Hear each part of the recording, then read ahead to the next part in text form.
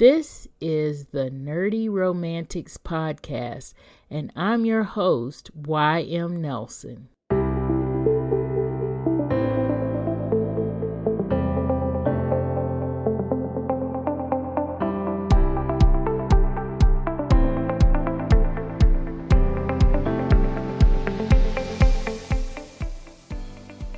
Hello, Nerdy Romantics. Today we are talking the Netflix show You, and it is based on the series You by Caroline Kepnes. I believe that's how you say her last name. We will have all that information on the show notes. This is going to be a show discussion / review kind of chat. So there will be spoilers in this. So if you have not seen seasons 1, 2, and 3 of You, then I suggest you go see those. Stop this recording, go see those seasons, and then come back and join us for the discussion. Okay, so before we get into talking about Netflix's series You, as we always do with these discussions, we're going to talk about what we're reading. And usually I don't actually participate in that. But today I am going to participate in that because I'm reading some really cool stuff. And I just happened to watch something that happened to go along with what I was reading. I have just watched, and of course this also has to do with Netflix too, but I've just watched on Netflix this limited series. Is 3 episodes, and it's called The Principles of Pleasure. I absolutely love this series. It's a documentary kind of thing. When I first went into it, I wasn't sure what I was watching, but then right away I knew exactly what I was watching. It's very educational. I really recommend it for cisgender women, all women who identify as women. There are all kinds of women on the series, and they talk about pleasure from the standpoint of women's bodies. They talk about pleasure from the standpoint of our minds and how we get there. They talk about it from the standpoint of relationships. And in a lot of that is a lot of stuff that we really don't talk about a lot of times that we should talk about. It's a lot of stuff that maybe a lot of people didn't really know about their own bodies and didn't know about owning their own pleasure and their own happiness. Obviously, as a romance novel writer, I'm attracted to this, right?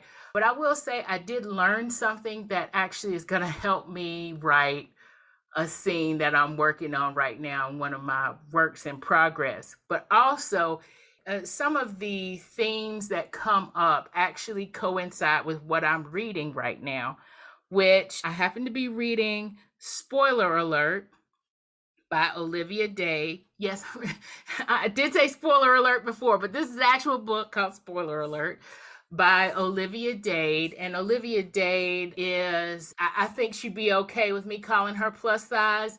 She is plus size woman, and she writes romance novels with the heroines being plus size.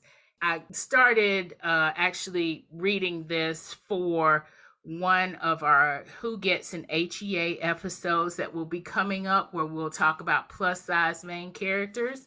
And while this heroine is one where she's actually owning the fact that she is plus size, there are some outward struggles and stuff that happen to her that she has to deal with. That's kind of on the periphery. It's not major, but it is a big part of it, but it's not a major part of it. But it actually goes back to how we look at our bodies and this particular show, Principles of Pleasure, which is on Netflix, which is also where You, the series, is. That's a whole roundabout way of saying, yeah, I'm reading a lot, and a lot of it has to do with Netflix in some kind of way. But we also have our guest host, Dana Marcie, Pam, and Staci on the line. They're also going to talk about you, but they will also talk about what they are reading right now. So let's start off with, since we have not heard from her in a while, Pam, how you doing? I'm doing good. Thank you for having me today. Oh, I'm Um, so happy that you're here. What are you reading right now that you want to tell us about? I had just briefly mentioned a little while ago, that I met an author here in Atlanta. Her name is Tina Brooks McKinney, and I when I met her, I asked her certain books, a part of the books that she's written that she's really loved, or the ones that she's connected to the most, and she mentioned her series called Snap.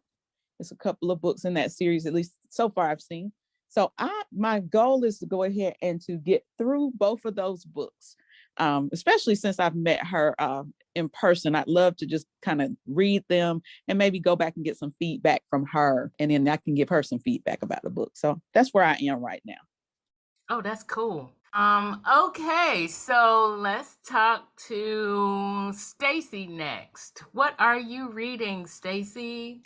Hello, everyone. Thank you for having me there. And what I am reading is continuation. I'm still reading the same book I read before, The Black Phone by Joe Hill. It's actually an anthology. It's not really just a novel completely off, so it's different stories.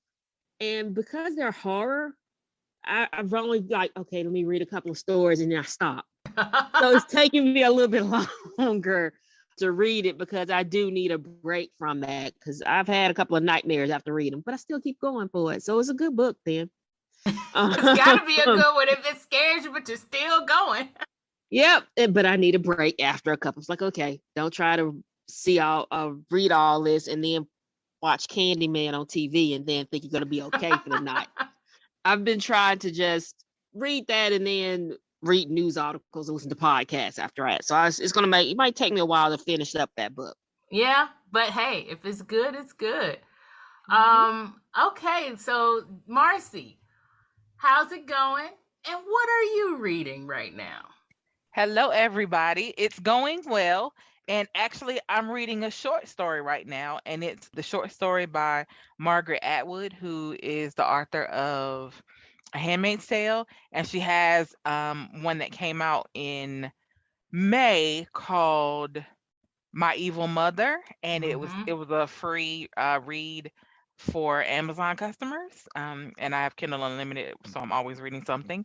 And so I'm reading that short story at this moment. Awesome sauce. How is it? Are you liking it? I just started, so I don't want to form an opinion yet, but I'll have a follow-up in another review. All right, cool.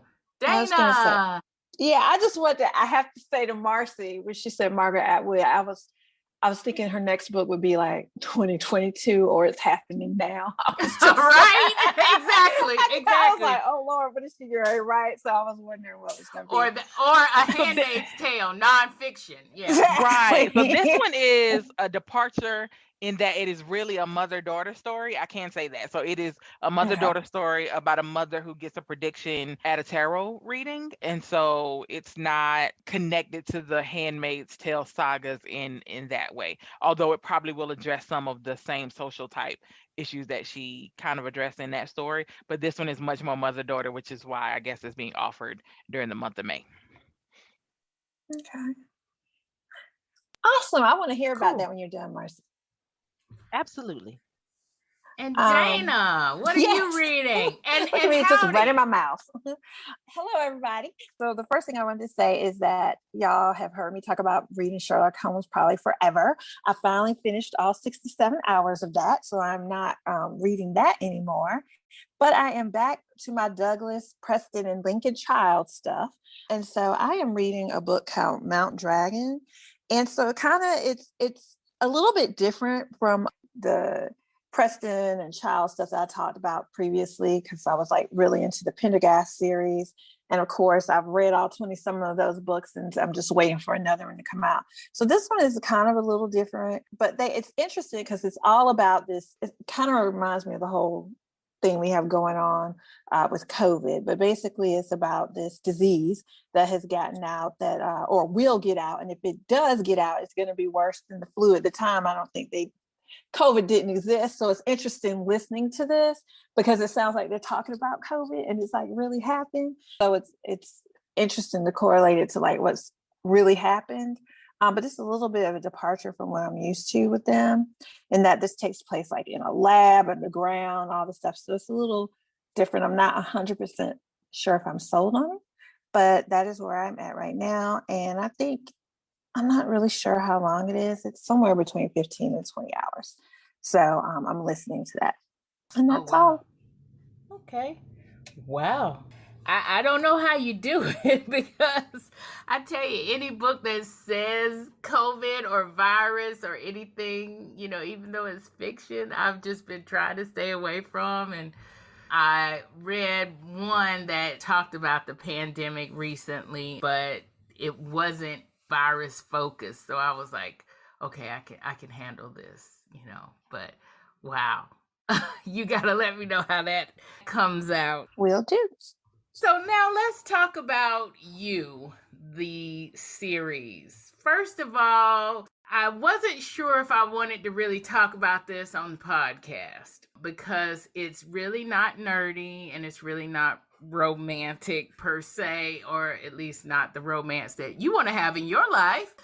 But Staci mentioned, hey, should we talk about You on the podcast? And so I thought about it and I said, I don't know. I don't know if my audience is really going to be down for this.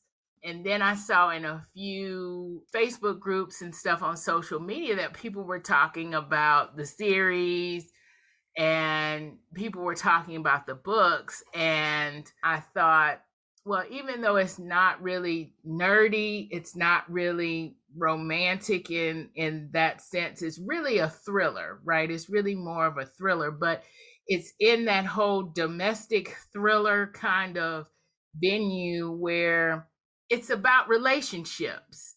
So it's kind of, hey, I may not, and it does center around love per se. So it may be something of interest for a romance reader, especially if you're like a romantic suspense reader, because it has all those kinds of things in it. But even though it's not specifically in that genre, but we do read outside of our genres, and this may be something that may be a little bit outside of our genre, but also may be of interest. So I said, you know what, let's do an episode about You.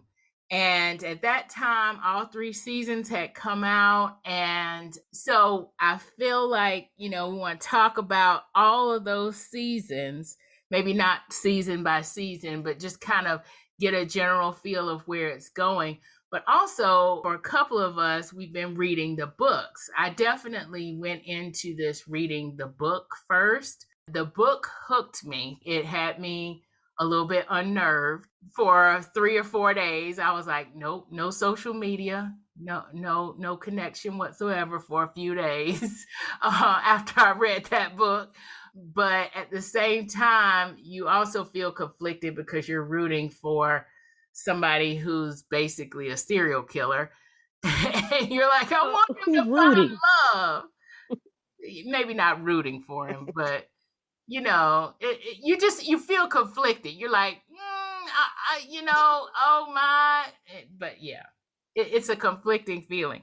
But before we get too much into Joe Goldberg, let's talk about how you found the series. What got you watching it in the beginning? How about we start with Marcie? I feel like I found out about it through this group, through word of mouth.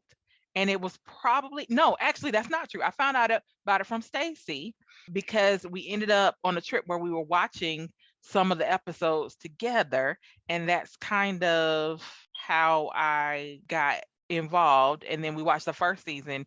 And then after that, I kind of started picking up watching the second and the third season by myself. But the first season, I actually found out about from Staci by word of mouth, and by watching it with her from there, catching up and moving on with the rest of the series. So Staci, how did you find out about it? Well, Netflix will say recommend stuff, and because I watch stuff about romances and serial killers, I guess they thought, hey, this is the perfect catch. Yes.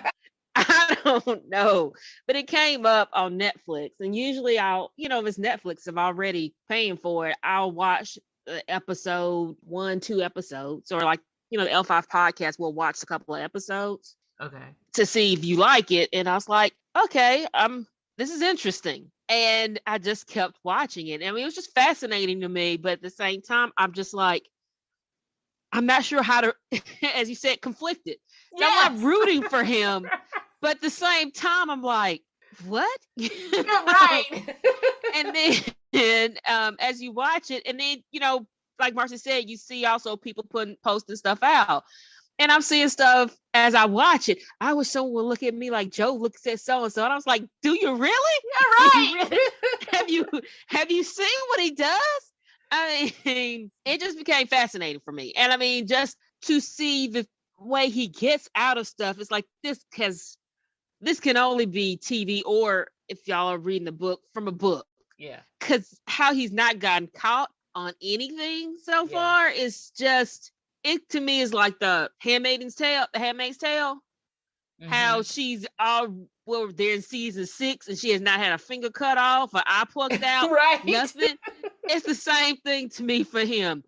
He should have had something, should have come up somewhere on somebody's radar that, hey, we need to put him in jail. But that's really Netflix. I've never read the book, and really I like the story on TV. I like watching the Netflix show, but not enough for me to go into reading the books, at least. Unless y'all say something different on this call or anything like this.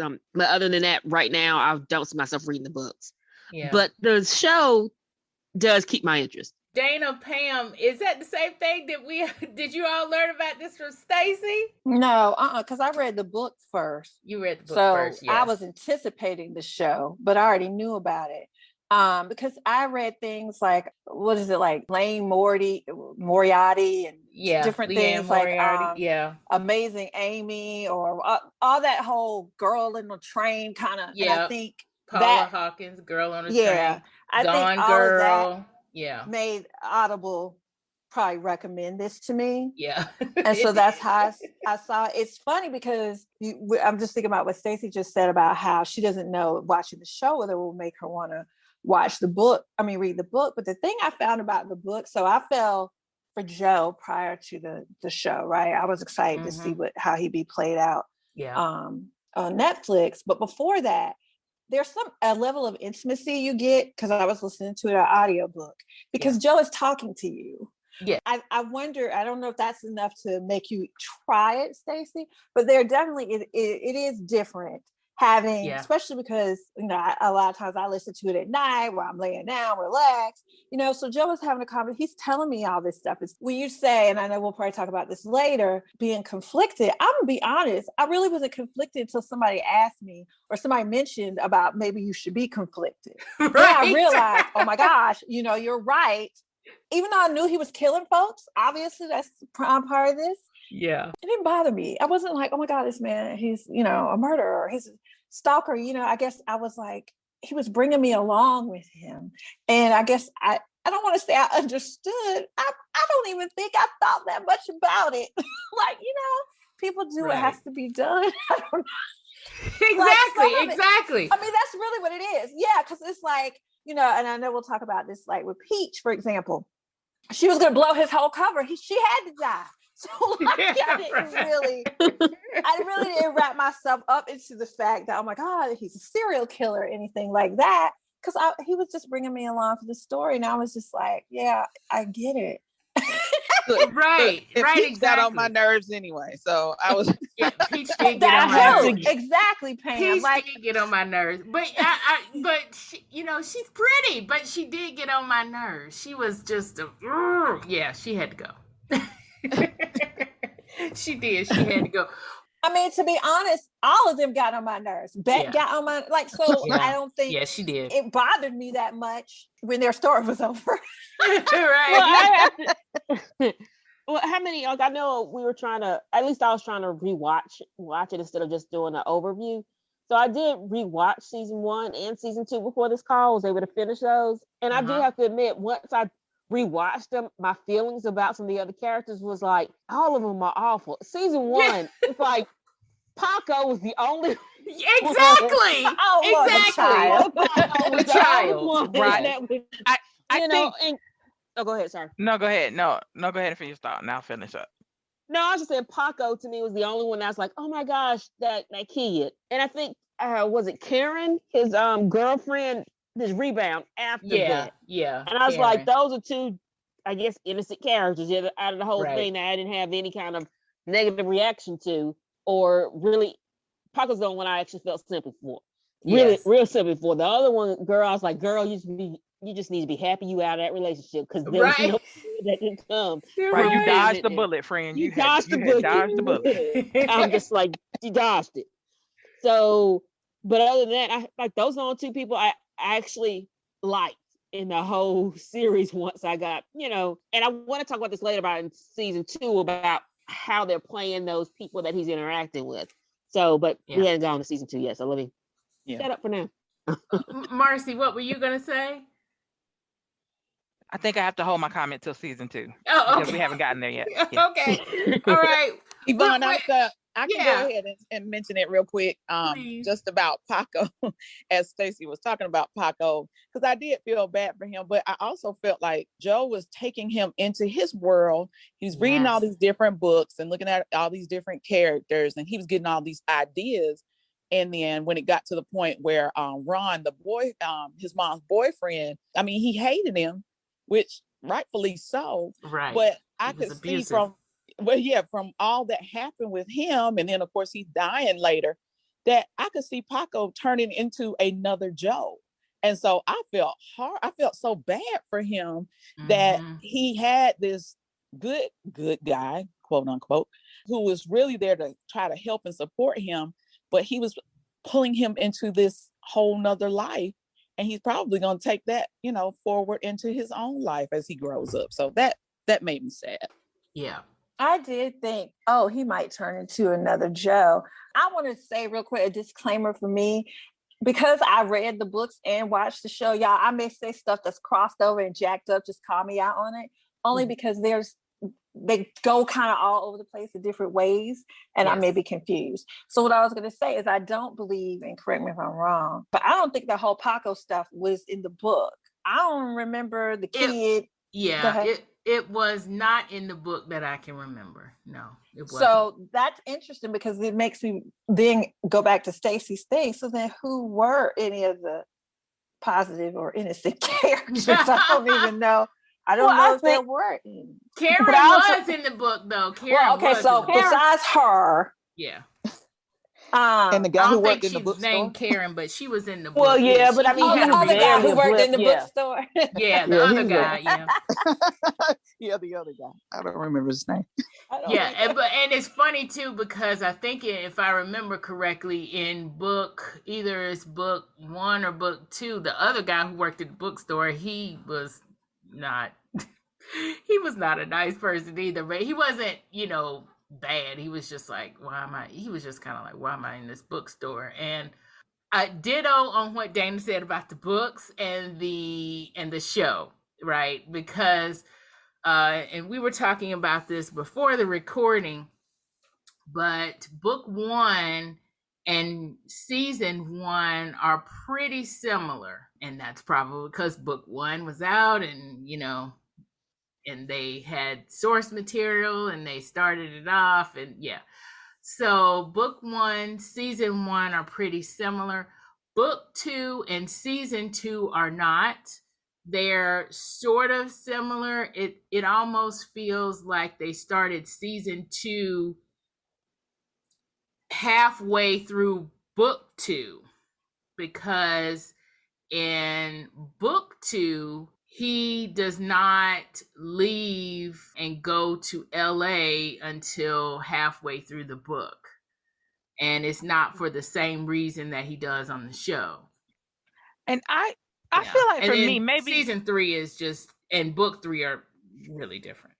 I think for me, after Queen Sugar, I stopped depending on the book and the series to be anything alike. And so I think for me, that's not necessarily as important, because I realized that to make something television worthy, a lot of times it's the concept that got sold. It's not every written word in the book. So I think for me, I'm okay if they diverge. I don't necessarily expect that anymore, because in so many things, Game of Thrones, like I think by now we've all been thrown off by that's not how it was written. So I think I stopped depending on the two, and I really do try to end up looking at things independently, just because that seems to be happening more and more these days, that what you read is not what you see. So I almost treat them as if they're not even the same product anymore. And I will say that Queen Sugar really was the one that really did it for me. Yeah, but in that case, I really thought that, off topic a little bit, Queen Sugar, the show, to me was better than the book, more interesting to me. Now it was, but it's not the book. But it's nothing like the book. But I think sometimes you feel for the last name and the title. Yeah, and I think a lot of times it might feel a little bit different if you really enjoyed the book so much that you want to see it represented in the show. And then you can kind of get this. You might get disappointed depending on how they do that show. In this case, it's right. But that's why I started separating them into two different products, and I just try to think of them not connected anymore. So I didn't care that they weren't connected. I'm just saying it's confusing. So, because they're still connected enough that they're the same story, but when you change like little nuances in, I'm having to talk about, I'm gonna get confused. But I don't mind. Here's my thing. I don't mind when the story doesn't follow what was written, but when it doesn't make any sense. So I'll give an example of something I was disappointed in with Misery by Stephen King. So I read the book first, and she does not hobble the guy just by hitting his foot.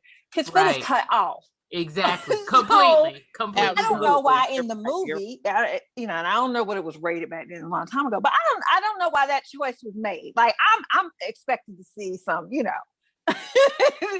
so not everybody's bloodthirst is you. Yeah, whatever. Hey, but to me it made more sense, because I felt like that would be a more permanent injury than basically what looked like the equivalent of him just having his ankle broken.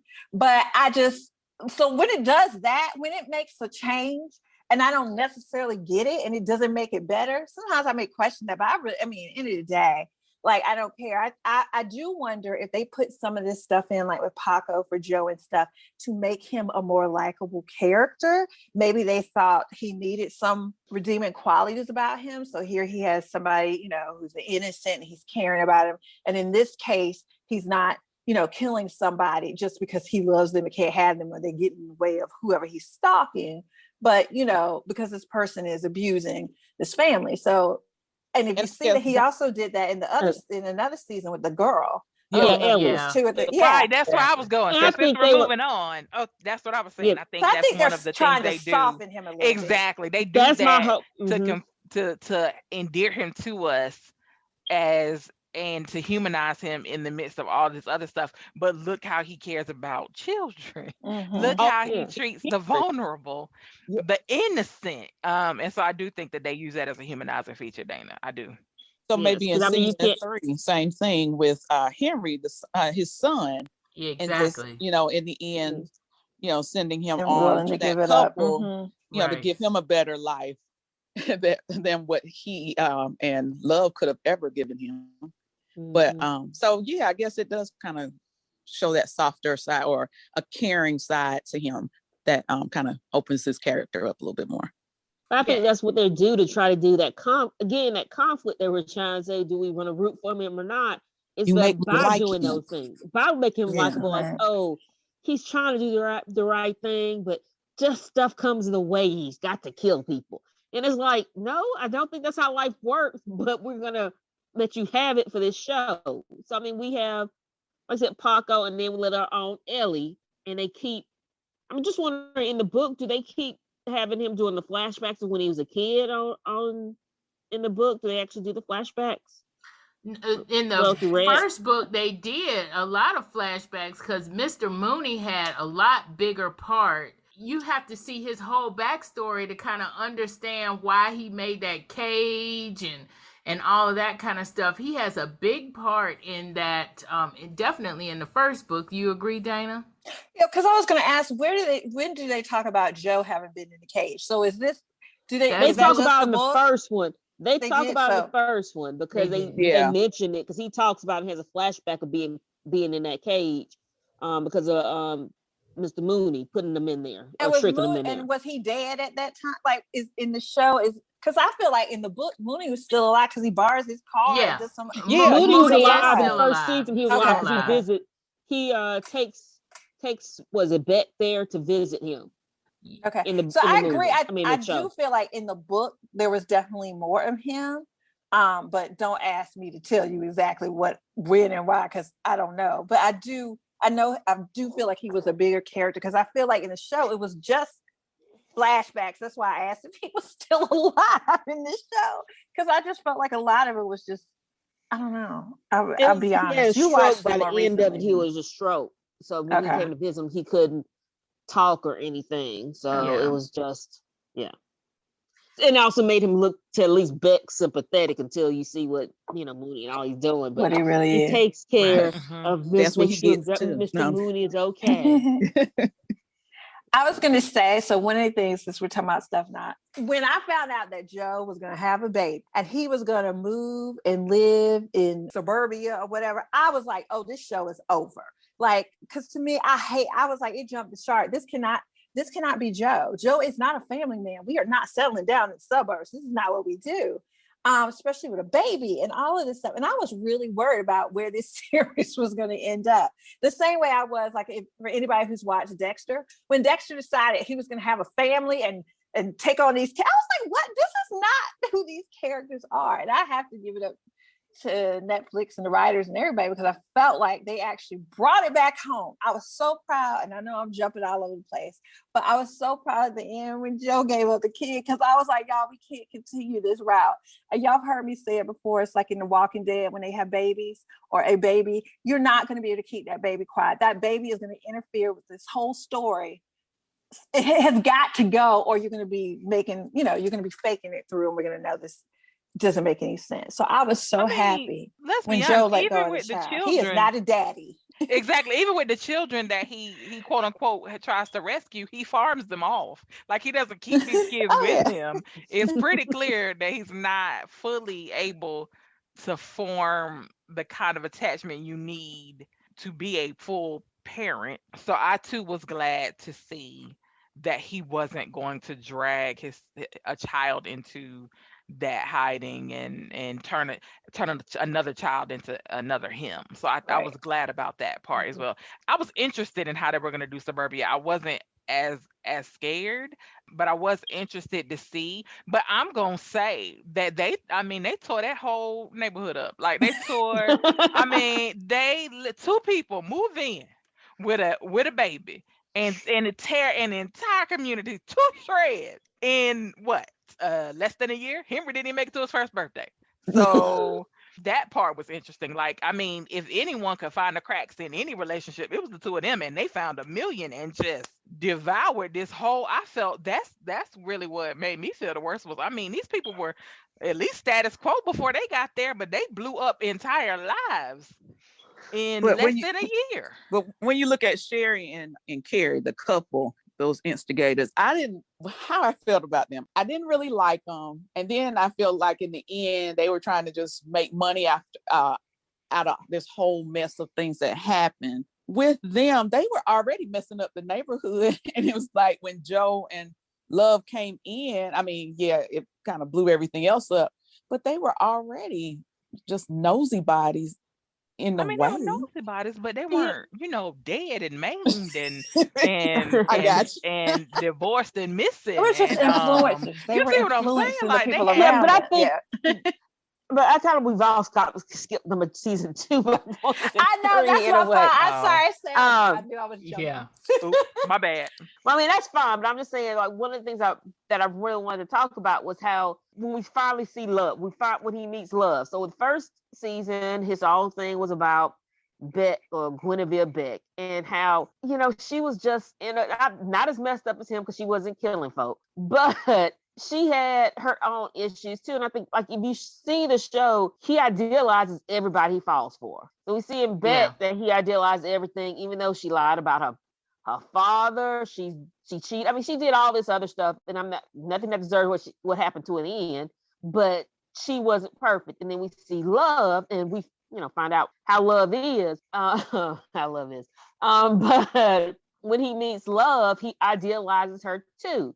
By the end of it, Love is to me like a mirror back at him. I mean, it's just a female version of him. But how they played it off in the TV show is they make his kills seem justifiable and hers to be she's crazy. She's crazy, yeah. And it's just, and I mean, they made all his like, oh yeah, he had to do this. You did not have to put people in cages. You did not have to kill these folks. You didn't have to do all that. But they made it so that he seems like the stable person, like he's all right, and she's just off the rails. And I mean, granted, she is, but so is he. But how they make it look, how they made him look sympathetic, and how she wasn't. You know, her stuff was purely, she was killing people to be killing people. And I was like, she was obsessive about him like he'd be obsessive about her, until she finds out that she is not his idealized version of who she thought it was. She was actually him. Okay, and I think what that proves is what it proves about all of us as an audience.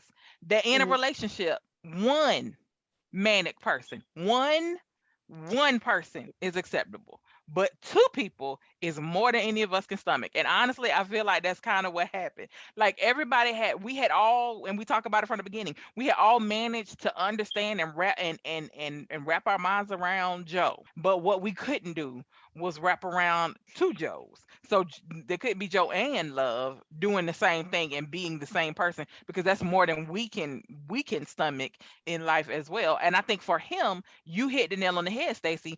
He needed someone. He idealized the women in his life as perfect, as the good that he was not. So I think the minute he realized that Love was not the good that he was trying, because he kept thinking that he found someone good enough he could change, like he would be better because she was better. But when she's psychotic too, what's the inspiration to change? And I think that's why he was so disenchanted by her, is because he had put her on that pedestal. He had envisioned that she was the perfect woman that he could be better for. But then when she didn't need him to be better because she was quite unstable herself. Understood, but she also is the only one who he didn't want to be understood. He didn't want to be understood. He wanted someone who would force him out of himself. And I think that's the problem. Sometimes in relationships, we want somebody who we can aspire to be better for, instead of somebody who accepts us as we are in this moment, because we don't either. He was conflicted about his own self. I think a lot of times he was trying not to be his worst self. And so he was looking for someone who could inspire in him a continuous desire to be his best self. And if your partner isn't that person, and I'm not saying he's right, he is crazy. But I think that's also part of why they didn't work, and why he was so out of sorts when he realized that she was just as bad as he was. Because then who's going to try to make us better for Henry? Like, and how long can I keep making myself better for Henry, knowing that that's really who I am, if she's not helping too? Like, who's left? So he wants a woman who's going to try to fix him. The one thing that we always he never wanted them to fix him, but he wanted them to be someone he wanted to fix himself for. He needed not her do, but him do. Right. He needed to do it, but he was doing it. Remember, he kept saying, I'm going to be better for you, Love. I'm going to move to the suburbs for you and for Henry. It was always that he needed someone. Yeah.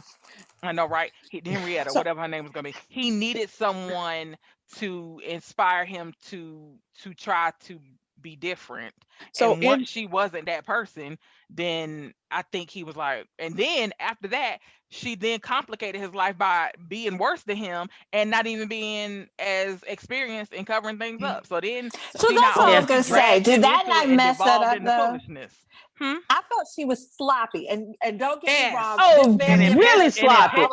And just, but that's the part that bothered me the most. That was her sloppiness. Like, but I think she could be. Jail. Well, I think that's her privilege because she's been rich enough that, hey, somebody's gonna cover up this mess. So I mean, she's been doing it because I mean, we saw the flashbacks. She killed her brother, the babysitter, who, yes, Right. Oh was yeah, abusive, that's but right. she started out that and they covered it up.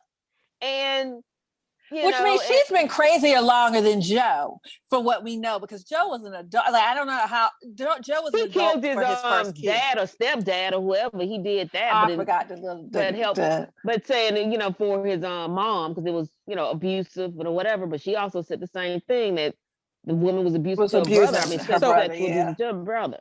So if we go back to what Marcie was talking about in terms of the women in his life that he, wanted to be better for, when you look at it, it goes back to those two Black women that was in his life, to me, are the only ones that really seem to be that example to him, but he didn't even stay with them. I don't think Joe can stay with anybody. I don't think there's any long-term relationship that's going to happen with Joe. Like, he is not going to be because as soon as they move to the suburbs, he sees some chick through the crack and now he's obsessed with her. I don't think there's ever going to be somebody who is going to be the one for him. And that's just, obsession is his life. That's what makes him tick. I feel like that's what he needs. And so I don't feel like there's ever going to be a time. Yeah, I don't think it's like, once he has it, he's gonna lose interest in it. Yeah, but I do think, Pam, you're right in that they were the two that were truly good in a way that, like, he didn't find out something terrible about them later. Like, remember how he felt when he thought that the librarian was a bad mom, like when he first started reading about her before he realized that it was a smear campaign by her husband? Yeah, like, remember how he almost flipped on her, but then when he realized that she was really being taken advantage of. But so I think that they were just truly good people. And I think that he treated them the same way he treated the children. Like, right? Like, I need to get them out of my life, out of this fear, out of this muck and mire. But I think when he finds out that the women that he's chosen have a flaw in his mind, I think he's like, well, you get what you get. Yeah, and I didn't mean to point out that both of that Karen and Marianne were both Black women, but they were. No, I mean, they were. We knew who you were talking about. They were, they were on the show. In the book, exactly. In this case, in the book, Marianne is actually Mary Kay, and she is not Black. But okay, that's kind of cool. Okay. But it's funny because as I'm hearing it and thinking about it, if he had stayed with either one of those, I probably would stop watching the show, because I'm glad that they would have been happy and maybe things would have worked out, but I didn't want to see that. So again, like, the way Joe is thriving on this, that's how I thrive on the show. I need him to be crazy. But I just think it was funny with Love. Like, Love actually physically upset me. Like, I wanted to choke her. Like, she was just like a character that you've had characters where these people are acting. And all I can say is she did a fantastic job, because in my mind I was like, this is probably who she is in real life. Anyway, she just did such a good job, but I could not stand her. But if you ask me, and this goes back to the original question, Dana, how can you feel that way about her but not Joe? I totally don't see that with Joe. Like, I know mentally that, like I said earlier, that he's killing people, she's killing people. Neither one of them are good people for that. But I do not compare them to each other at all. I just don't. Yeah. And I think, just like you were saying, how we look at stuff, we're taking a side. We have to pick a side. Frankly, I knew Joe first. I know how his mind thinks, in my mind anyway. And I feel him. I understand him. She just seemed like a crazy woman out of this. Like, she felt like the stalker that I guess I never really look at Joe as. He's just misunderstood. And this is why we have all these problems in the world, because somewhere was like, no, he's just misunderstood. Y'all don't understand. And then they go off and start murdering folks. So, I don't know. And it doesn't really help that, in the book, he does have this quality that makes him seem a little less crazy, if you will, and a little more endearing. I agree with Dana as far as that book goes, because he is kind of talking to you.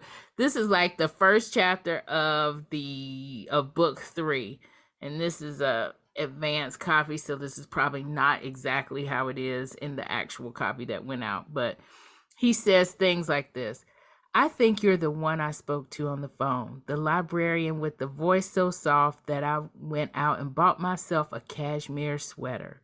Warm, safe. You called me 3 days ago to confirm my new job at Bainbridge Library.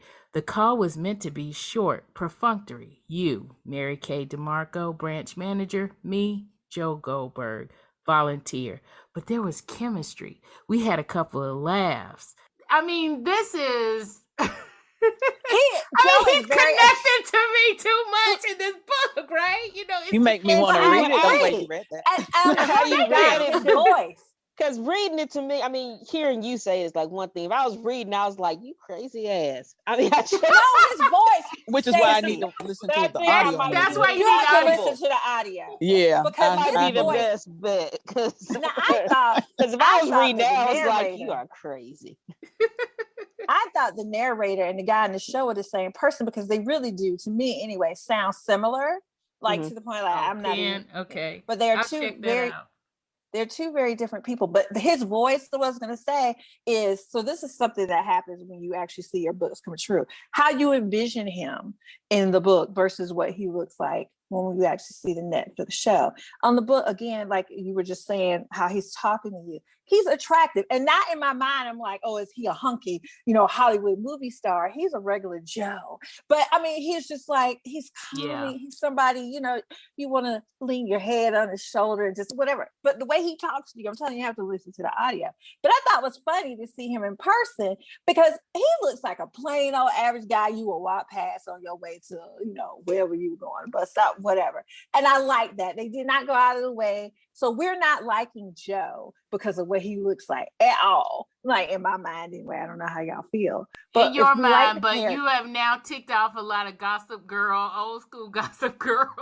Why was I going there? I was really going there. I loved him. I didn't say he was ugly because he's not, but he does not look, he is, hello, have y'all saw him with his shirt off, okay? Show me an ab. Like it was just a hairy white man. For me, I will say I don't like hairy dudes. I don't either. Well, I mean, I think Dana's saying that talk about that. I think Dana's saying that he's no, was it Chris Hemsworth? I mean, he's not that kind of person. Okay, we got it. Yeah, super beautiful. Nice, Okay. but he's not like somebody I'm gonna be turning around like to see. Yeah, we get it. Right. He's no Henry Cavill. He's no Yeah, Thor. but I like that because I felt like that again is how I felt with him in the book. I got to know Joe for who he is as a person. I sound crazy, but yeah, I was happy to see that they didn't try. In my mind, I didn't watch Gossip Girl, so y'all, he may have been real high up there. I don't know. And again, he didn't look bad. He just looked like a regular person. Which is good, which is what I would wanted him to look, and that's how it was in the book. Like they never made him seem super hunky or anything unrealistic at all in the book. So I just thought that was interesting. But you should listen to it. Yeah, You is narrated by Santino Fontana, who is not Penn Badgley, the actor. He's the guy from the show. I know you watched the show. Oh my God, they were singing Girlfriend. Yeah, because he played Greg, I think, in Girlfriend. My Crazy Ex-Girlfriend? Yes, yes. I love that show. I don't know if y'all saw that. No, but it was great. I'm going to look him up. It was on the CW. Yeah, it was on the CW. I've seen a couple of episodes, Yes. I like it. Okay, and a little bit off topic. One of the characters that I really liked on season 2 was, I think you put in there, Will Bettelheim, yes. Bettelheim. I like the actor because he played the Penguin on Gotham. Yes, he did, and he played that well. And he did. And so when I saw him, I was like, okay, but this whole therapy session, while he was in the cage, did he do that in the book? I'm just wondering, because So in the book, there is no Will Bettelheim in the book, as far as I can remember. Well, then I'm going to say thank you to the writers in the writer's room, because I agree with Staci. I liked him. And I liked him when he was in the box. And I liked him when he called him as like a counselor and a friend. I liked that character. So I'm glad that he got written in. And so I think it's the same thing. He's a Paco then, as in trying to humanize him even more. Because I mean, they did it somewhat with Ellie, but I think with him, with Will and Paco, they did it to make him more human and sympathetic. At least to me, that's how it felt. Like how he's trying to figure a way to keep him alive, or I'm not gonna kill him, I'm not gonna kill him, I'm gonna get all this stuff, have him done. Although he did bring the what was it, the contract killer. Said, well, here's Will, you can have him. Right. So he was willing to give him up. But And I think with Ellie, once Love killed her sister, it was less of a positive vibe around her. Yeah, It he was felt always compelled. estranged after that. Like there was a distance, a disconnect there. So I think they needed Will as someone that he had let go, that was a success in his own quote unquote decision making. And so I think that because he couldn't save the sister, like that all was a crap show. Yeah. Yeah, he just gave her some money. He felt so instead. bad. Yeah, And yeah, he just gave her he said some he was gonna money and take care said, of her. "Go." Yeah, But didn't he and he say that never. he Yeah, was that was gonna messed keep up. sending money to her Mhm, wherever Yes, he remember he was? did all the So Yes, all he the I think it did. book. really hurt him. Mhm. Yeah. Definitely that he couldn't Yeah. help her anymore. Yeah, and he took so every time he took a book job, then he would send that money to her. That's the money he used to send to her. I have a question. Maybe you all can help me with this. And maybe I just fell asleep on a piece of this in season 1, when of course Beck dies close to the end, but then her book all of a sudden becomes a bestseller. Where did the book come from? Did he decide to publish the book? Joe, that is? Yeah. Where? Yes, because Yes, we he see did. him Would put have the had to, yeah. put the envelope into the post office thing. Yeah. Okay, He so did. okay, I must have fell asleep on that piece. Sorry, but You I was would just have wondering. if y'all hadn't seen it. Yeah, I was just wondering where it came from. I mean, obviously she wrote it while she was in the cage, but yeah, all of a sudden for it to become such a big deal, and I guess it worked out well for him because he wanted to get Dr. Nikki out of the way. Yeah. But yeah, I was just wondering how it happened. So that's helpful because I obviously missed that. And Yep. Dr. Nikki, I didn't like him anyway, even though he was a very slim character in the midst of all of that. Yeah. But I didn't like him either. he seemed to be abusive as well. So to a degree. Right. Yeah, exactly. And for them to be a therapist, to be yeah. Heal thyself. Right. That was his way of giving her therapy. Oh yeah. Okay. Yeah. Right. Yeah. Oh, okay. He gave her that therapy. Sorry. Okay. We talked a lot about a lot of different things, but we talked a significant amount about Joe and how we feel about Joe. And I will say, to just kind of cap that on the end for the book readers, I think for us, that's kind of what makes us kind of inoculated from the serial killer part of Joe, is when we actually read the words and hear the words, because there was a lot of talk in the writing world about, this book being written in second person, which is not written in second person. It's written in first person. It's written in very, very, very, very close first person because we are in his mind. But because you are in his mind, you kind of root for him. So does anybody have anything else they want to say about Joe specifically? Because now I want to talk about Love and why we don't like Love, who we meet in season 2. Joe is a quality man, and anybody who has him will be lucky. Like his Joe will stalkerish stand up for you. I didn't There's like his his stand. stalkerish tendencies when he stalked Beck that whole time and had all her stuff. Anybody, Ooh. but I mean, So Invasion. in the book, Pam, in the book, that's the creepy. That is actually the creepier, bro. That's creepier than him killing people in the book. Him doing that stalking, that is what creeped me out about, because I was like, I need to turn off all my social media. Of course, that didn't last, but change my passwords and everything. Exactly. That was the creepiest thing, and it looked like that pretty much. I got the same feeling when I was watching it that first season, that was the creepiest thing, that he was, stalking her like that. But then, you get into season 2 with Joe, And he's like, okay, I'm done with New York. I'm going to LA. Of course, like I said, book 2 it's a whole different reason. He's kind of forced to LA in a certain sense because he's actually trying to chase Amy Adams. What do we think about Joe in respect to Love in season 2? What do we think about that whole Joe Love dynamic? First, I want to say I felt like Love came with a lot of baggage. So I don't know if it was as evident in the show as the book, but like 40, her brother got on my last freaking nerves. Oh, he was Oh awful. yes, that was he was bad in both, Like, I guess. Yeah. And the need that she had to be his protector through all of this. Like, I mean, I guess I could see how over time maybe Love became who she is or who she was as a person in terms of her craziness. Because I don't know, like her. Okay, so Love's parents, and y'all again, correct me if I'm wrong, but they seem to like. I guess mom seemed to. I don't know. I imagine in my mind because they had just growing up that they didn't have a close relationship so much with their parents.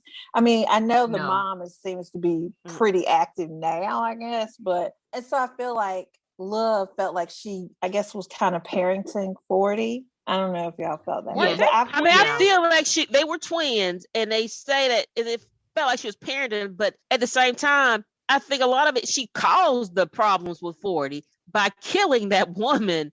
But she killed him. I don't think she killed her in his defense. I thought. Well, no, she killed him in her perceived defense. What she put didn't the knife understand. in his hand.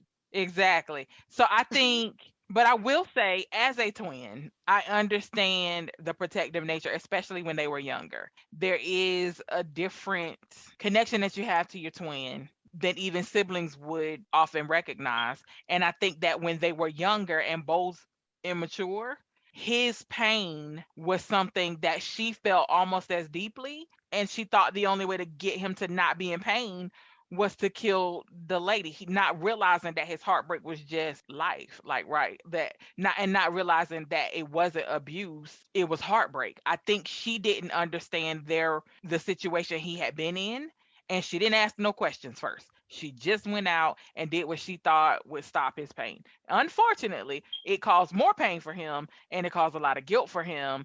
And while she was able to just chalk it all up to doing what she had to do, he was not able to chalk it up to that's life happens.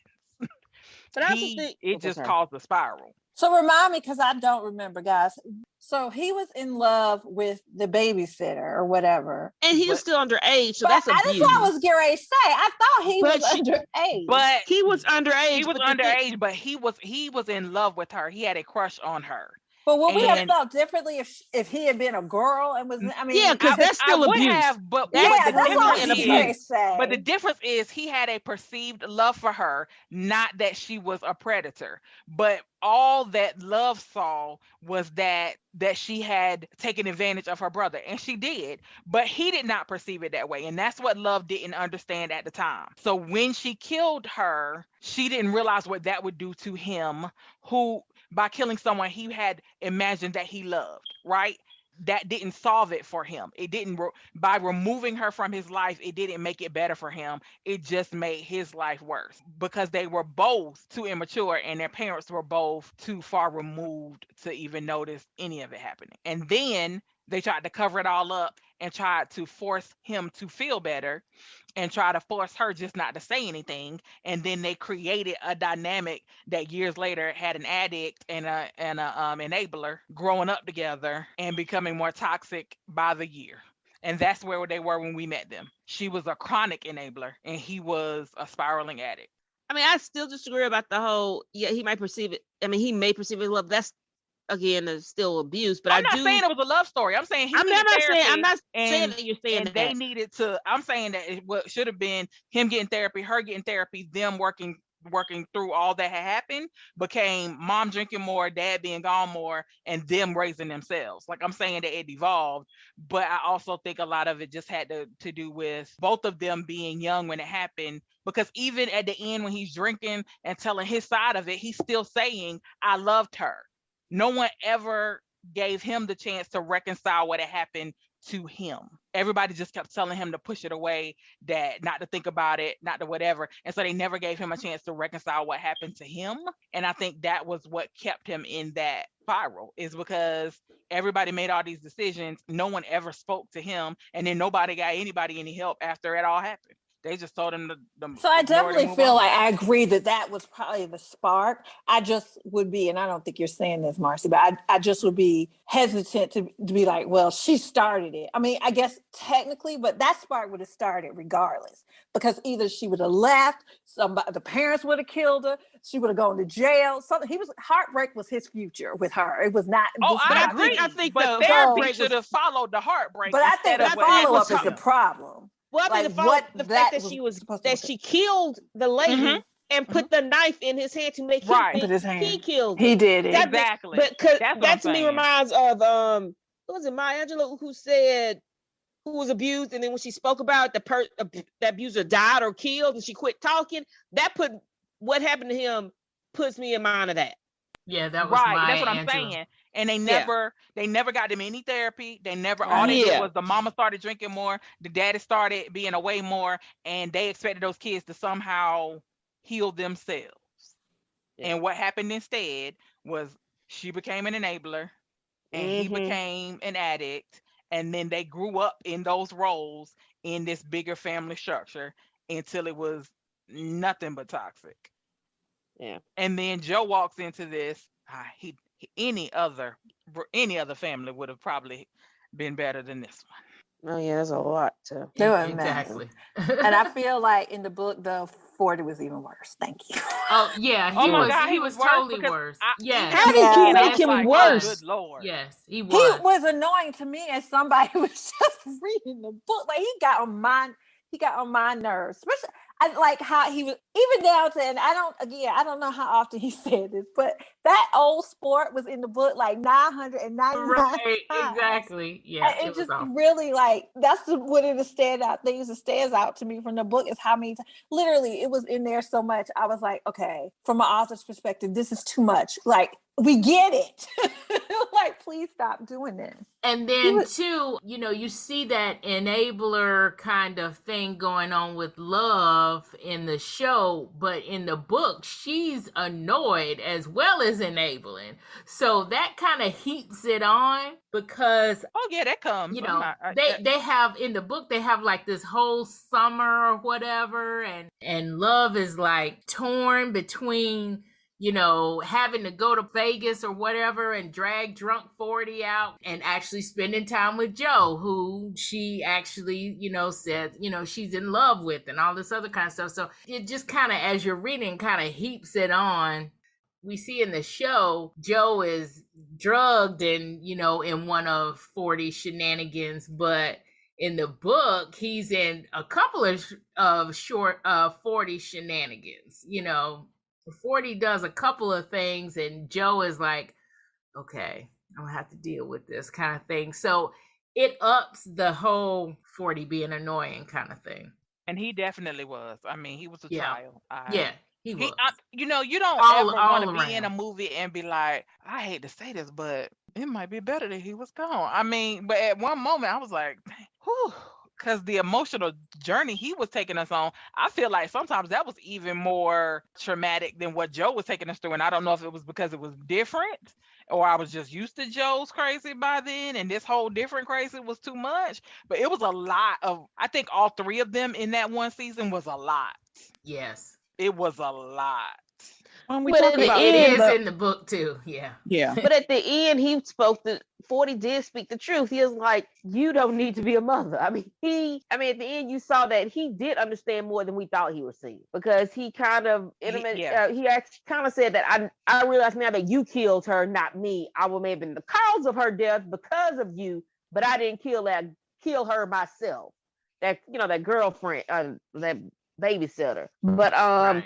that whole thing, you say, why are you trying to bring a child into this shit show that we have that we call a family? Because he was real. And once you talk about, the mom, the dad, Love, Joe, he's like, why? There's no way none of these people are going to be good parents. Even at the end, well, at the end, he did have some clarity, even though for most of it, except for that part at the end, he was awful. But at the end, it's like, well, he was awful, but he at least saw what was right on the wall when it came to, should you bring a child into this? Yeah. He's like, no. Which Yeah. makes it even Like, more break the cycle. ridiculous that she then goes on to name the child after him. And I couldn't tell if that was a tribute or an insult, because Lord knows he wouldn't have wanted it to be named after him. Right. Or maybe just her still being enabling. You know, she couldn't let him go. She could not as much as as much as havoc as he caused, she could not let him go. And I think that's well, it. a big part of it. Well, you were just talking about the relationship between Joe and Love. You were asked at the beginning at this next piece. It felt like the whole time Love was just forcing people to love her. I mean, and I even wondered if Joe really loved her, or was it just because of the way she was almost manipulating him? And she's done that with so many people that it was like, I'm going to force you to love me. You're going to love me. Right. And I think that just also played into the craziness that was in her. Like, and because it didn't turn out the way she thought it was going to turn out. I was just wondering, the other piece that was missing, I know in the show, they briefly talked about, was it her ex, the one who was sick or something? I don't know if y'all remember that. Her husband who The had husband, passed. yeah. Her husband, yeah. That she killed. Hey, did she kill him? She did. Yeah, she did. Because he was gonna leave her because she was Her crazy. And she wanted to force him to love her too. It's just, she had that twisted mindset. So I don't know if Joe really loved her, or if it just was that she was going to force him to love her. I don't. But at the same time, he does the same thing in a way, trying to be the perfect boyfriend to make people fall in love with him. Absolutely. Right. So, I mean, they're doing the same thing, just different ways. And we tend to approve his way more than hers, but they're doing the same thing. And I always thought that he loved the idea of her. I don't think he loved her. I think he loved the idealized version of her he had in his mind. Yeah. I do think she toxically loved him because she saw in him a mirror to herself. And I think she thought in her mind, if he sees that I'm just like him, then he'll love me because he'll know that I understand him. The one piece she miscalculated was that he wouldn't want that version of her. And I think that's really what devastated her, was when he didn't want the real version of love. He wanted the idealized version that she had sold to him. And a little bit off topic, but when you talked about the baby hearing they call him 40, when I was watching the show, the mom says, oh yes, and whatever she went to shop said he was the reincarnation of 40. And I was like, oh God, 40, I'm sorry, they just sent you back to hell. It was just awful. That was really the reincarnated 40. They sent you right back. Even he didn't want that. That was even he wouldn't have wanted that. He was like, please don't. That's why he's crying all the time. Exactly. Right. Every time Joe picked him up. Well, I think babies can sense when you're tense around them, and since he was still conflicted did he want a son when he had been expecting a daughter? How was he like I think babies can sense that when you touch them, and the baby was like, "Oh, I'm not for this." Yeah, and that you might not like them either. Yeah. Well, here's a question: do we think Mama liked the baby that much, or was it just a way to get Joe to stay? I think it was a way to get Joe to stay. Because I didn't feel too much motherliness. I think it was part of her I want to have my family thing, and that was it. Because she said she used protection with whoever that guy was, because she said that. So that means she wasn't using anyone with Joe. And I think when she realized that's the man she wants, I think, that was part of her, to me, part of her plan for their family. She wanted a family with him, or wanted a relationship with him. I think that's part of it was that said she stalked him as much as he stalked her. And I think she would see how he was acting with Ellie and those kind of things. And she's like, hey, I can get him with this. Might be my thing, my ace in the hole for him. Part of me thinks she was trying to, with the baby, have the kind of love she thought she deserved from her parents. So part of me thought that maybe she did love the baby as more than I think she loves the baby. I thought she loved the baby. I'm just saying the part of her getting pregnant was part of it. She wants that family that she was missing. And so, yeah, I think she loved the baby, but I thought also, like, having that relationship with Joe, she thought perfect world scenario, And the same thing with initially, I mean, she loved the baby, but I think she also thought motherhood was going to be what she talked about in the show, cracked nipples and not sleeping and a colicky baby. I don't think she was expecting all that. She was thinking rainbows and sunshine instead of what she was actually getting. But I still think she loved the child. I just don't think she was hoping for Joe being this excellent father who immediately was attached to the baby, and she didn't have to worry about any of the negative effects of just having a baby. Yeah. And so I think she was disappointed by it. I don't think she didn't not love the child. I just don't. She just had a higher expectation of what motherhood was going to be in her mind before the baby was born. I just kind of felt like the baby was just another way of her to try to control Joe and manipulate him. I think that too, felt but I kinda don't think that afterthoughtish. she loved the baby, but still, it was a good She thing. I don't know, the baby felt like a pawn. Just, I don't know. Aren't they all? No, I'm kidding. Oh, wow. We do love children, everybody. We do love children. I just want to say that. I beg to differ. Oh, I'm kidding. My child doesn't hear this. Okay. Yeah, please don't let your child hear this. Please. We love children. We do. We promise. We really do. Staci kind of brings up an interesting point, which segues into season 3, is that Love had this picture of family and wanted this family, hence why I think they moved out into this suburban small town that we see in season 3. And you have this kind of idealized, picturesque kind of thing happening at the end of season 2. And so, we know that they're going to the suburbs, actually get to season 3 and this idealized picture in this small town. And we come across these rather crazy, messed up people. A little bit, I had a flashback of Mean Girls when I met Sherry, or when we first saw, the Conrads. You just kind of feel like, okay, this is not as idealized as you thought. So season 3, the town of season 3, the people in season 3, what did y'all think about that? No, I was just gonna say that I liked it. Like I mean, again, like I said earlier, I was concerned about how this was gonna play out. And so I feel like the way they did it and the way they wrapped it up, I mean, just an overall thought, I thought it was good. We're back to the Joe that I met initially, and I'm excited to see like where he's gonna go from that. In terms of, did you say her name was Sherry, the married couple? Yes, Influencer. Sherry and Carrie. Carrie is the guy. They were comic relief for me in the show. They were funny. So that's kind of, especially when they got locked up together in the cage, you really see their relationship in its truest form, right? So I felt like their whole, well, let me not say whole, but a big part of their role to me just in the show is just comic relief. Are they in book 3 or anything? No. Okay. They're not in book 3 in that sense. Okay. The characters are named Melinda and Seamus, and actually they're not like that. Melinda is very much a mean girl like Sherry, kind of like, but she's more so like an influence. So you kind of get that Peach Salinger feeling from Melinda in the book. And then Seamus is, Seamus is bad. And unfortunately they both end up dead in the book, but unlike Sherry and Carrie, who almost killed each other, it seemed like, but ended up surviving. Look, on the outside, you would think that they were probably as fake as nails, as in press-ons.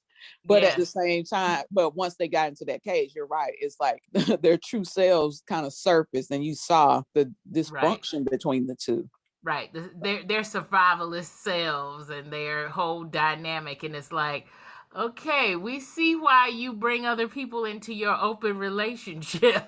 Right, because it was almost like they hadn't had a conversation in 15 years. I mean, because they really didn't know the core of each other anymore. Like, They Right. only had been sending their representatives to dinner for the last 10 years. Like, had to be. Yeah, exactly. Especially Sherry, because she was real. Like, you could, I mean, her persona versus who she was when it came down to kill or be killed, she was sending her representative everywhere. But her real self was, I think, was somebody I could have liked. I just didn't meet her until I already disliked her. But Right. Yeah, but exactly.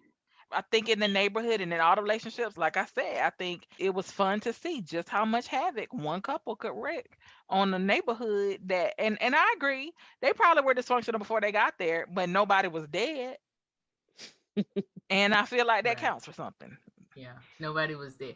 But Nobody yeah, was dead. imagine in the book, Joe wreaks all of that havoc in the book because love is not actually there in book 3. But he wreaks all kinds of other havoc. But the whole small town dynamic, I agree with Dana, and when I saw that the book was going that way too, I was like, now how are you gonna do this? This can't happen to Joe because I just don't see him settling down. And even in the book, he didn't have the child in the book. Love had the child, and they were keeping the child away from Joe. It was kind of a blackmail kind of situation. And what he did was he moved so he could try to, make a home for the kid. And I was thinking, this is really not going to work out for Joe. And in the show, when he meets Marianne, the librarian, and I'm thinking, oh, this is really not going to work out. All these people have kids. This is small town suburbia, and people are just being killed left and right. And I'm like, Joe's going to jail. I mean, in this show, Joe's going to jail. And then somehow, with the finale was amazing. I'm like, that was some craziness. That was some crazy, amazing stuff. I was just like, my mouth was just open the whole time. It seemed like at the very end, like when they had their dinner, and blew up everything. It was like my mouth was just like open. But yeah, I was like, this whole small town thing, it was kind of comic relief to a certain extent. And it kind of dulled the whole killing part a little bit for me. It was almost like this is sort of becoming a farce a little bit. But then, some of the more serious things started coming out in the end, especially with Sherry, like you were saying, Pam, with Sherry and Carrie and the cage and Marcie. And their whole showing their whole dynamic and their whole dysfunction, coming out. And then the dysfunction that's happening in Love and Joe's life. And there's that whole throwaway plot with Love and the neighbor kid, Theo. Right, that was odd. That was weird. That But was again, just a they throwaway had plot. already destroyed that household. Did they need to do it to everybody? I mean, it was Right, just, exactly, because And she was doing the But you had- husband you was had all to- messed up, y'all. I guess mean, for the ending though, you had to get the stepfather involved. So you had to figure out their relationship, and that he really did love his stepson and blah blah blah blah blah. So I guess you really did have to try to get there because you needed the stepfather to be, because he's the one that found Joe. Like, you needed that dynamic, I guess. it's a whole But I feel plot like we could have got there device. without some more pedophilia in life. But she became the babysitter, basically. right, she became That's exactly Right. what I was gonna say, Yeah. Stacy. So that's what I'm saying. It was really odd. But she didn't see anything wrong with it. It was very. But I would like to go back to Yeah. Sherry and Carrie for just a minute and say that I honestly feel like if those scenes with them in the box had been in any other show but this one, somebody would have got an Emmy nomination for that acting. Especially Sherry, I thought she was really good, and those are the moments where I forgot how ridiculous everything else was, They because were, she really. And so I really feel like I just needed to call out those scenes were so brilliantly acted in the box that I just had to call that out, because the rest of it does seem over the top, but those moments were flawless. Like, those were really dramatic, well acted, and I think they should get some credit in the rest of these shenanigans for being really, really strong acting that carried some of the other less believable pieces. When you first meet them, they come across as a farce. to me. Or like I was saying, Mean Girls. They just come across as these are caricature over the top people. And then the whole scene where they end up before they end up in the box, the whole supposed to be group sex scene thing where that was just ridiculous over the top. And it's just like, okay, these people are just straight ridiculous here. I think I'm supposed to be laughing, but I'm kind of disgusted at the same time. It's like, I don't know how I'm supposed to feel.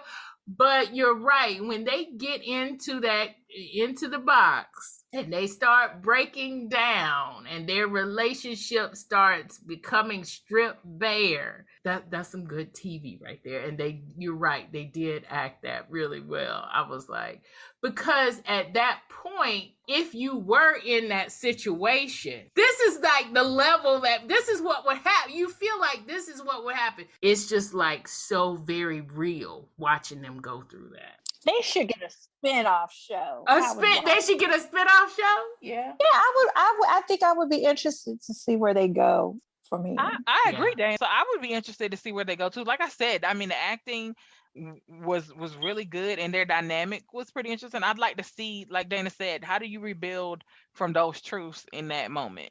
Yeah, I think that would be a really good show. Mm-hmm. I do. Yeah. Oh.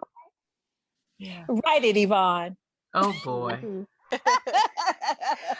Like we said, there are differences between books and screenplays, and I'm not necessarily a screenwriter, although that that is something that I've thought about. But so there's one other character.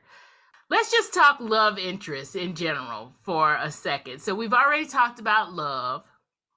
Mm-hmm. Do we have anything to say about Beck other than she's annoying us sometimes?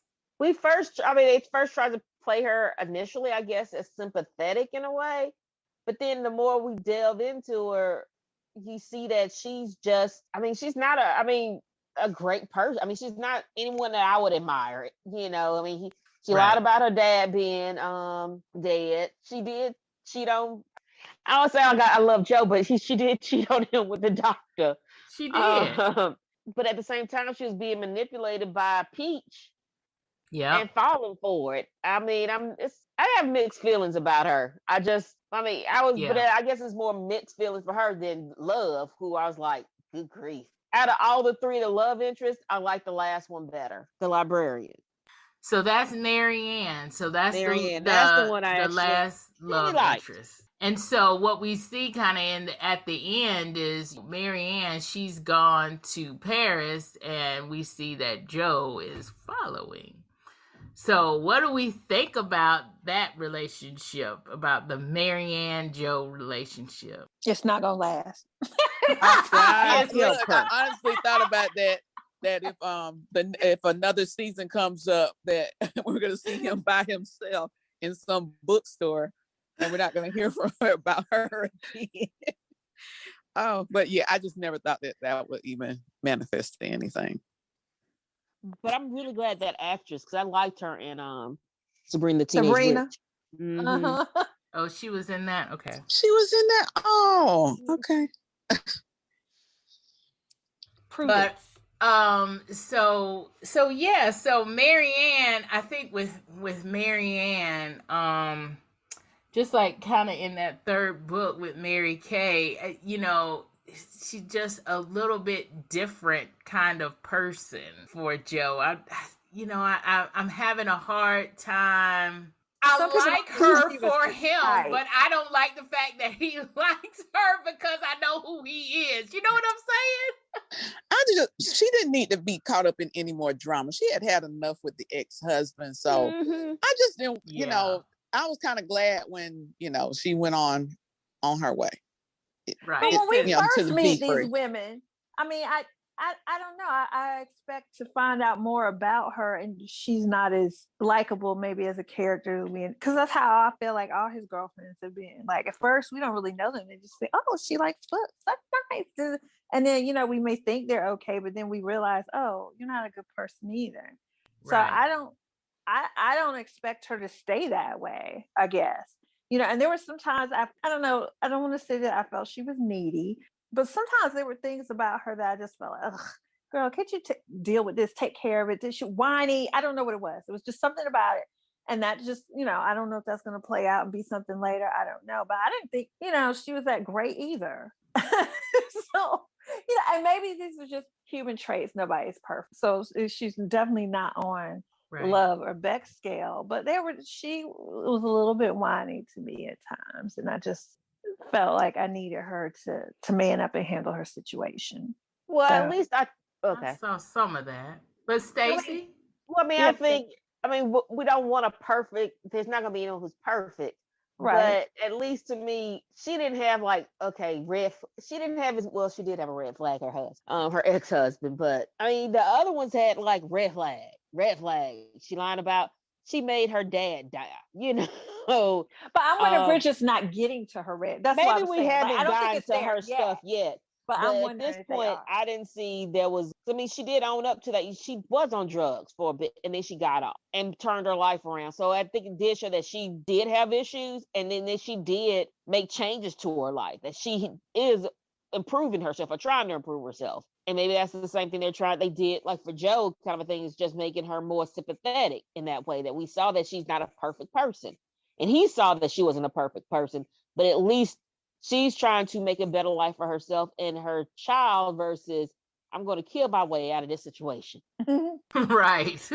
Yeah. So, we talked a lot about this show, y'all. A lot about this show. I mean, it does have 3 seasons, and there is a lot going on in each of these seasons. There are a lot of things happening. To wrap it up, what do we give these seasons or this series what kind of rating do we give it, and will we watch season 4 whenever that happens? So our Goodreads rating system, even though we know it's for books, we're going to use it for this. 1 star, we didn't like it. 2 stars, it was okay. 3 stars, we liked it. 4 stars, we really liked it. Or 5 stars, it was amazing. Staci, your mic is open, so you go first. Oh, sorry. Sorry. I would say 4 stars. I mean, I'm not saying that 5 stars is like what is amazing. It was amazing. Yes. I wouldn't say it was amazing, but 4 stars because I wanted to see the next season. I'm not saying that I'm not sure how the 4th season could go because how the 3rd one ended. And I'm not sure how they're gonna do that. Was it renewed for a 4th season? Are we sure? Did they say? I will look that up, but I am not sure. But I would say at the very least 4 stars. Okay, what do we think? Star rating, Pam?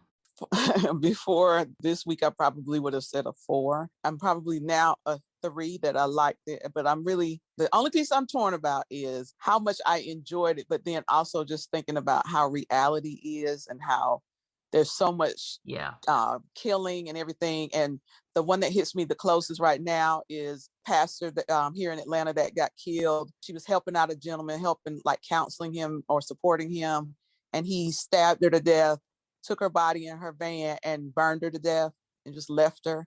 When I hear crazy stuff like that, it makes me, look back and say, you know what, Pam, this stuff is real. I mean, I know that you was not real, but for me to just kind of fall into that and love it like that really bothers me to a degree.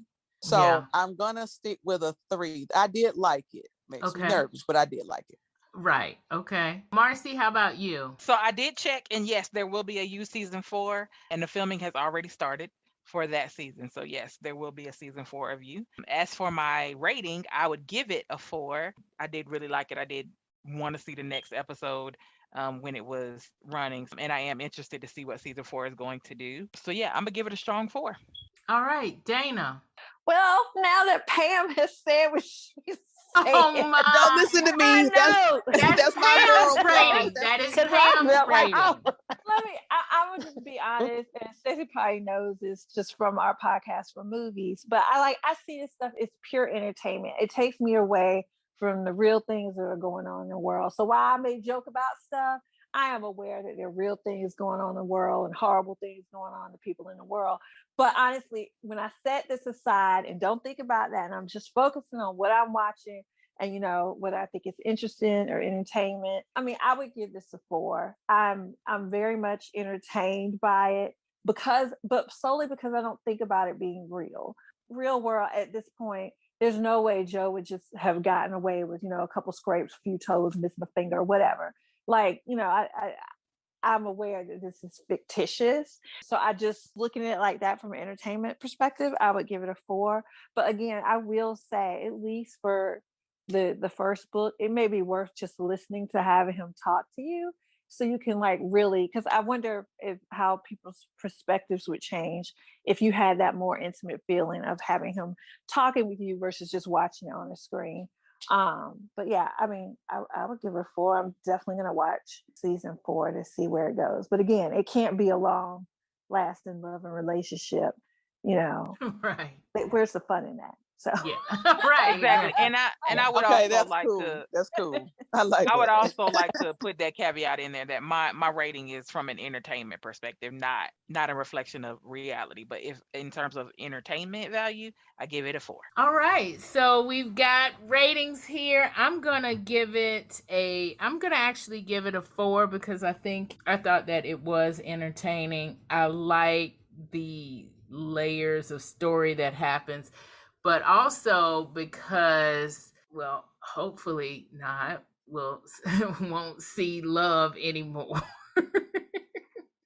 I mean, wait, it's funny you mentioned that. Yeah. There's some fan somewhere that has a screen picture of just outside the restaurant or whatever. That's what I'm talking about. Yep. It was like, is this love? No, it's dang No. well better not be love. It better not be. Right, exactly. Love is it dead. better not be.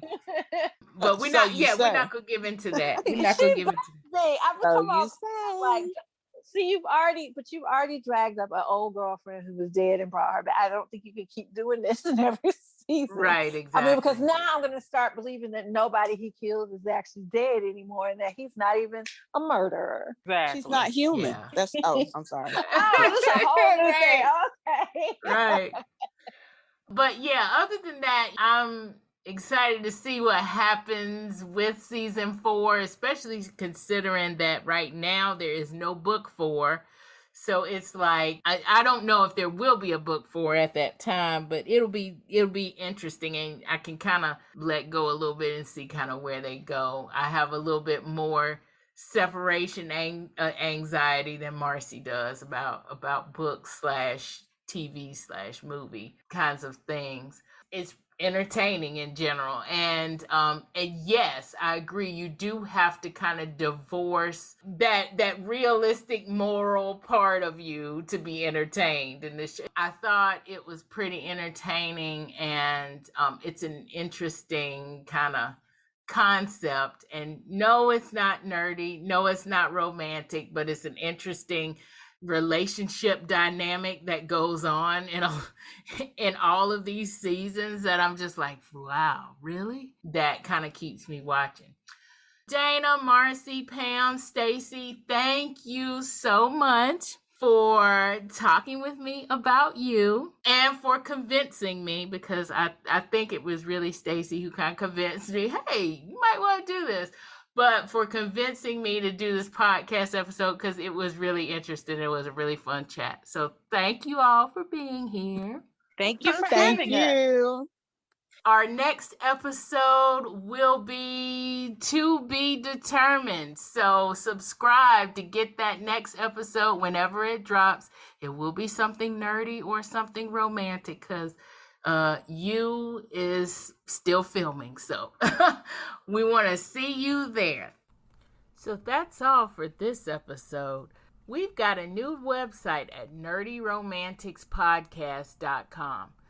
But don't fear, all of our episodes and their show notes are on our new website.